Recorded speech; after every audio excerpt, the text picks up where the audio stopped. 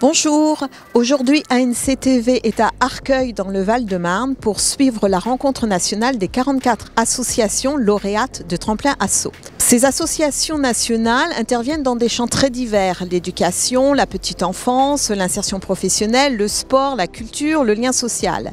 Et aujourd'hui, pour elles, c'est une journée un peu particulière parce que c'est leur dernière rencontre avec l'Agence nationale de la cohésion des territoires qui les a accompagnées pendant 3 ans.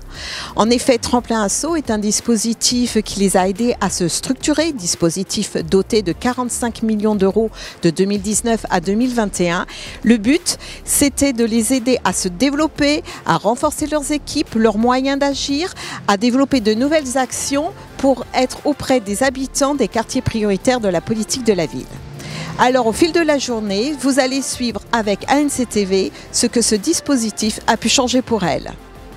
Christine Duval, entre le lancement de Tremplin Asso en 2019 et aujourd'hui, journée de clôture, qu'est-ce qui vous a marqué dans l'évolution de ces associations, ces 44 associations que vous avez accompagnées ? En particulier, on s'est rendu compte qu'il y avait une structuration qui était plus importante de ces associations, qui ont fait appel aussi à des fonctions support un peu plus structurées au sein de leurs associations. L'autre effet assez remarquable est celui de l'emploi, avec la création d'un peu plus de 500 emplois au niveau des régions directement sur les territoires et une centaine d'emplois au niveau national. Et quel rôle a joué l'ANCT pendant ces 3 années pour les aider à changer d'échelle, pour leur donner le coup de pouce ? Au cours de ces 3 années, en fait, l'ANCT a proposé 3 types d'accompagnement. Un premier type à travers France Active et French Impact, qui sont 2 associations qui ont aidé les 44 lauréats à se structurer sur des questions de recherche de financement, sur des questions de structuration associative.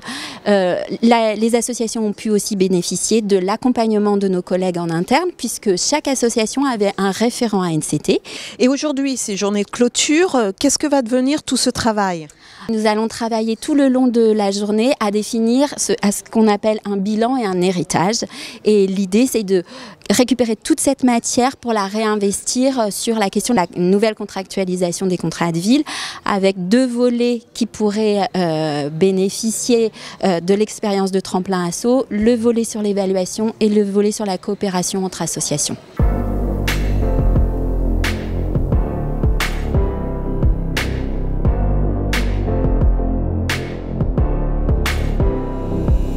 Jean-Philippe Marel, à la Martinique, depuis 2008, Ecomobile organise des ateliers de réparation, de recyclage qui sont ouverts aux habitants les plus modestes et aussi des ateliers d'inclusion et de formation au numérique. Qu'est-ce que Tremplin Asso vous a permis de réaliser durant ces 3 années ? Mais Tremplin Asso nous a permis de réaliser plein de choses, à la fois effectivement le développement des activités de l'association, notamment des tiers-lieux sur d'autres territoires, mais aussi de pouvoir aller au plus près de la population, puisqu'effectivement on est entré aussi dans une période qui était un peu critique pour nous, c'était effectivement la crise sanitaire, et là où on a dû s'adapter, justement apporter des solutions plus près de la population, notamment avec le Repair Truck, mais aussi tout ce qui était lié aussi à l'inclusion numérique et permettre justement la continuité scolaire pour un grand nombre d'enfants qui n'avaient pas d'outils numériques. Donc ça nous a permis justement de mettre à la fois les salariés mais aussi les bénévoles de l'association pour le reconditionnement des équipements numériques. Et on a pu les redistribuer en pleine crise et permettre justement à ces enfants et à ces jeunes des quartiers prioritaires de pouvoir continuer leur cursus scolaire. Vous intervenez auprès d'un plus grand nombre d'habitants, dans plus de quartiers. Qu'est-ce que vous avez développé ? Oui, mais on a pu développer effectivement un autre tiers-lieu au sein d'un autre quartier, notamment sur une autre commune, celle de Fort-de-France, puisque initialement le premier tiers-lieu autour de l'économie circulaire était au Lamentin. Et maintenant, nous sommes dans un autre quartier, au Terre-Saint-Ville, et nous espérons pour d'ici la fin de l'année aller sur un 3e QPV à Sainte-Marie. Alors, aujourd'hui, Tremplin Asso arrive à son terme. Qu'est-ce que ça vous a donné comme clé, comme moyen pour l'avenir ? Tremplin Asso a été vraiment, ça porte vraiment son nom. Ça a été un véritable tremplin pour l'association, déjà de se structurer, d'avoir aussi bénéficié d'une évaluation. Ça aussi, c'est important et même primordial pour nous. Ça nous a permis aussi de retirer un petit peu la tête du guidon et de pouvoir voir un peu derrière ce qu'on faisait bien, mais ce qu'aussi on avait aussi des difficultés. Donc là, on en tire effectivement tout l'enseignement de cela. Et là aussi, ça a permis aussi d'avoir plus de personnel, donc en termes d'emploi, puisque bon, la Martinique effectivement est gravement touchée par le chômage des jeunes notamment. Donc ça nous a permis aussi de permettre à ces jeunes pendant ces 3 ans d'avoir un emploi, de se former et d'aller après vers une insertion sociale et professionnelle durable.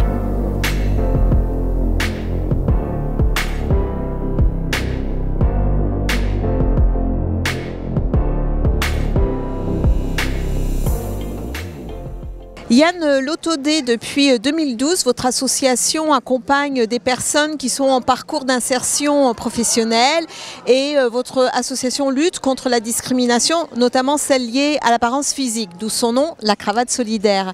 Qu'est-ce que Tremplin Asso vous a apporté de plus ? Alors Tremplin Asso, dans un premier temps, ça a été un appel à projet incroyable pour nous parce que ça nous a apporté énormément de visibilité. Ensuite, je pense que la particularité de cet appel à projet, c'est qu'on a pu avoir, nous, des bases solides financières pour créer sur un territoire. C'est-à-dire que avant, quand on se crée sur un territoire, on n'avait pas forcément ces ressources financières d'entrée de jeu. Et en fait, l'histoire a montré que ça a fait une création ultra rapide, là où ça nous prenait plus de temps avant. Durant ces 3 années passées, l'ANCT nous a suivis, nous a conseillés, même si elle nous connaissait déjà très bien et notamment très bien notre système d'essaimage. Là, on a pu prendre plus le temps. Les comités de pilotage ont vachement joué, il y en avait 2 par an et ça a été un vrai suivi, des vraies questions, toujours avec le centre d'intérêt QPV. Donc toutes les actions qu'on développait sur les nouveaux territoires, elles ont toujours été challengées par notre représentant de l'ANCT qui s'appelle Malika. Et ça, c'était un vrai bonheur, on s'est senti accompagné et surtout mis en réseau avec les représentants QPV locaux.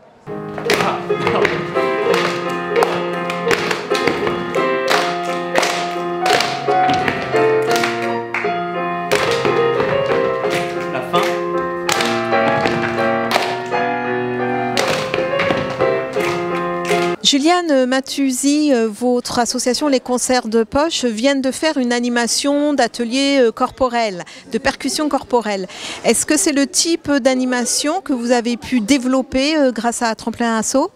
Alors oui, tout à fait. En fait, l'association Les Concerts de Poche, on est un outil culturel de lien social à destination du coup, des publics et des territoires.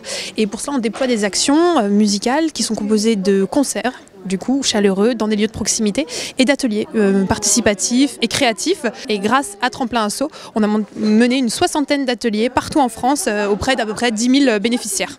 L'ANCT vous accompagne depuis de nombreuses années, que ce soit dans les quartiers prioritaires politiques de la ville ou en zone rurale. Qu'est-ce que Tremplin Asso vous a permis de faire en plus ? Alors grâce à Tremplin Asso, on a pu effectivement déployer des actions dans davantage de territoires. On a pu toucher notamment 70 nouveaux quartiers prioritaires dans le cadre des 3 années de soutien de Tremplin Asso dans une dizaine de régions. Et on a pu également toucher de nouvelles communes, de nouvelles intercommunalités, voilà, pour répondre à des sollicitations supplémentaires grâce au soutien de Tremplin Asso. On a pu employer encore plus d'artistes dans les différents territoires d'intervention dans lesquels on a du coup déployé ces actions. On a 2 bureaux régionaux qui ont été ouverts, notamment un à Toulouse. Et on a pu effectivement monter ces projets dans une dynamique vraiment partenariale avec de nouveaux partenaires territoriaux, avec de nouveaux partenaires au sein des quartiers dans lesquels on a travaillé. Et enfin, aujourd'hui, Tremplin Asso, c'est sa journée de clôture. Alors, qu'est-ce qui va rester pour garder cet élan désormais ?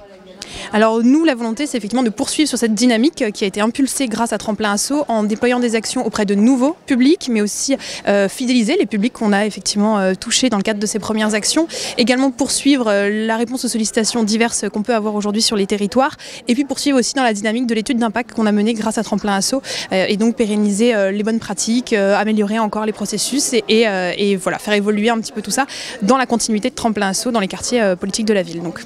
On l'a vu au fil de cette journée de nos rencontres, Tremplin Asso a été un véritable booster de projets. Pour preuve, pendant ces 3 dernières années, les 44 associations lauréates ont pu travailler et faire bénéficier de leurs actions à 170 000 personnes dans les quartiers prioritaires. Aujourd'hui, le dispositif s'est achevé, mais elle garde toute une bonne dynamique qui va leur permettre de continuer à agir dans les quartiers, de continuer à proposer des actions nouvelles, à développer des projets, des idées, des solutions pour les habitants des quartiers et aussi à accompagner les associations de proximité.